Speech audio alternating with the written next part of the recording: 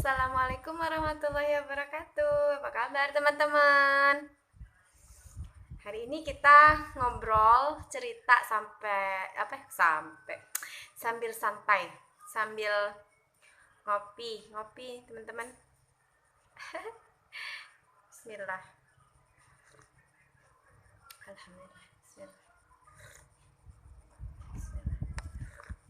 Hmm, enak teman-teman. Hari ini saya mau berbagi, bukan berbagi sih, mau menceritakan, bukan juga, eh memaparkan.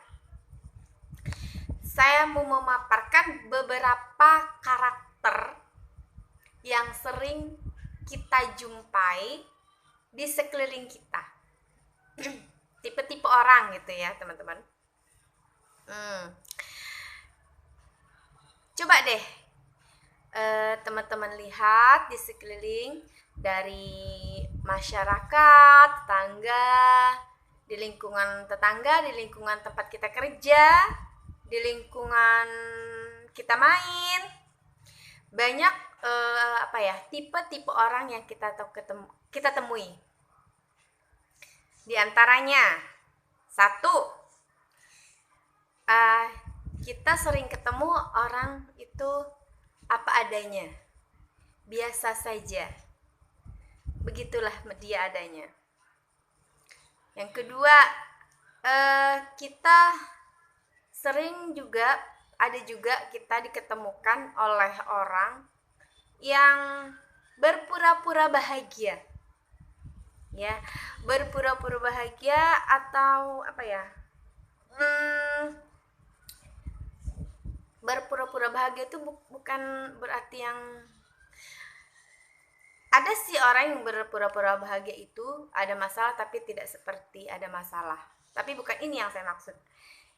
Dia itu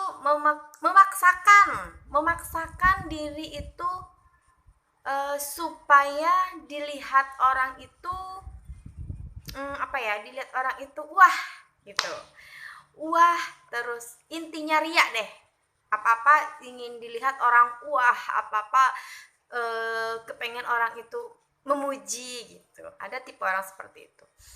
Ada juga kita diketemui oleh orang yang ini sih yang saya takut, yang kita takut ya. Orang yang bermuka dua. Itu bahaya banget ya. Bermuka dua. Kita kalau kerja itu mau melakukan sesuatu itu, yang ingin kita dapatkan itu upah, terus hasil yang maksimal gitu. Enggak yang kita cari muka gitu. Muka cukup aja, Tuhan udah ngasih muka, tinggal ngerawat aja gitu ya. Tapi ada sih kita ketemu sama orang yang demikian. Ada juga orang yang kasar banget, tapi itu ada loh teman-teman di sekitar kita itu, penjilat. Serem pokoknya kalau kita ketemu sama orang seperti itu. Prinsip saya paling takut sama orang yang pura-pura baik daripada dengan orang yang jahat. Kalau dengan orang jahat, orang itu jahat tuh, otomatis kita sudah waspada dong ya. Kita udah waspada, kita udah pasang jurus, udah pasang kuda-kuda gitu, kalau kata orang persilatan. Tapi kalau orang yang pura-pura baik, coba kalian mau ngapain? Ya udah, kita anggap mereka, oh dia begini baik-baik, tapi di belakang serem. Kita mati-matian belain dia mati-matian matiin kita. Hati-hati dengan orang seperti itu. Takut banget orang yang seperti itu. Tapi pernah gak sih teman-teman itu ketemu sama orang seperti itu? Ayo, pernah gak? Takut gak sih? Serem gak sih ketemu orang yang seperti itu? Nah, itulah. Tapi tanpa kita pungkiri, memang tipe orang-orang yang sebutkan saya tadi memang ada. di setiap kita, di tempat, di lingkungan kita tidak memungkiri, kita tidak bisa menyalahkan orang itu begini. Mungkin mereka melakukan itu semua ada alasan dan ada tujuannya sendiri, ada tujuan mereka. Tetapi kalau boleh saya sarankan, ya buat saya sendiri, buat saya pribadi, jadilah diri sendiri. Itu kenapa? Dengarkan hati kalian, berusahalah untuk bersikap apa adanya, bersikap jujur, itu yang penting. Jujur itu yang penting, kunci dari kesenangan, keselamatan, kebahagiaan, jujur. Tuh. Kalau kita sudah bohong sekali aja, maka kita akan terus berbohong karena untuk menutupi kebohongan yang sudah kita lakukan. Serem. Kalau kita itu berdusta pada diri kita, seperti tidak jujur pada diri kita sendiri, itu akan bertolak belakang dengan hati, dengan perasaan kita. Kita nggak akan bahagia deh teman-teman, percaya deh, nggak akan bahagia. Rasanya kita akan tersiksa dalam hati kita. Tetapi untuk menutupi itu semua, maka kita harus bermuka dua.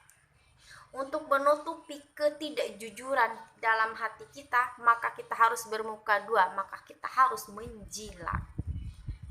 Iya, begitu. Untuk menutupi ketidaksetujuan, ketidaksukaan kita tadi. Nah, jadi itu membuat kita, kalau menurut saya, itu kita tidak akan bahagia sih. Kalau menurut saya, kalau kita seperti itu, kita akan bahagia. Maka udah bersifat apa adanya aja. Terus bertingkah seprofesional mungkin. Udah jalan aja pada koridor yang sudah kita tentukan, udah kita pilih, udah berjalan apa adanya aja. Tidak usah mengada-ngada, tidak usah berlebih-lebihan, tidak usah. Karena kalau memang itu tidak membuat kita nyaman, berusahalah tanamkan dulu deh ke diri kita, sudah baikkah kita, berusaha melakukan yang terbaik, terus apa adanya. Jadi kalau kita tidak suka, tidak senang, boleh kita mengutarakan, boleh kita ungkapkan. Kenapa? Kita nggak harus buat apa kita menganggukkan, mengiyakan, tetapi di belakang kita harus menjelekkan, atau ya ibaratnya yang tidak sesuai apa yang kita mengangguk di depan, tapi di belakang kita mengoceh, itu malah lebih buruk sih dari dari yang ada gitu. Kalau bisa jangan deh hal seperti itu ya teman-teman.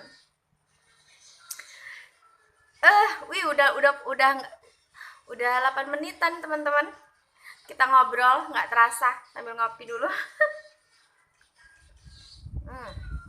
Alhamdulillah. Jadi itu teman-teman, pesan saya, jadilah diri sendiri dan lakukan yang terbaik untuk kita. Karena kenapa? Apa yang kita tanam itu akan kita tuai. Kita nanam kebaikan, kedepannya kita akan mendapatkan kebaikan. Kalau kita nanam keburukan, maka keburukan juga yang akan kita dapatkan. Itu tidak bisa dibungkiri. Itu bukan hukum karma, bukan. Dalam Islam itu tidak ada yang namanya karma. Tetapi itulah buah dari apa yang sudah kita lakukan. Jadi udah, mau gimana pun orang dengan kita, berusahalah melakukan yang terbaik. Allah tidak tidur. Allah akan mengatur semuanya. Allah akan membalas apa yang sudah kita lakukan. Oke? Lakukan yang terbaik, jadi yang terbaik, dan selalu berbuat baik.